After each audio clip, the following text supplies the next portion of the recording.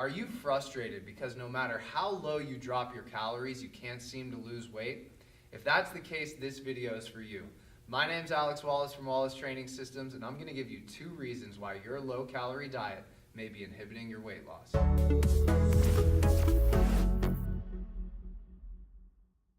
I think there's 2 main culprits on why your low-calorie diet could be stalling your weight loss. And the first one has to do with calorie expenditure. In order to understand this, you need to understand a concept called NEAT.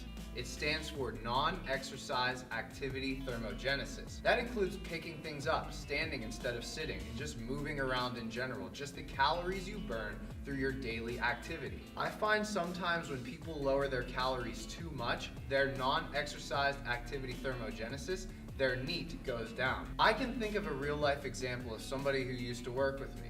He would lower his calories but not see any weight loss. But what I would see is less total activity. Instead of standing, he would sit. His workouts would be a little less intense, and in addition to that, his daily activity just seemed to go down. So guys, if your low-calorie diet results in much less activity, there could be a zero-sum change between calories in versus calories out. The second reason why I think your low-calorie diet could be inhibiting your weight loss is because it's not low-calorie at all. You may be eating less during your meals and maybe choosing smarter options when you snack, but at the same time, you might nickel and dime your way outside of a calorie deficit through what we call invisible calories. An invisible calorie doesn't mean you can't see it, it just means you don't mindfully consume it. Think about when you're hungry. Do you just walk by a bag of potato chips and just have 1 or 2, or a couple almonds, or a handful of cereal? You're rationalizing the entire time.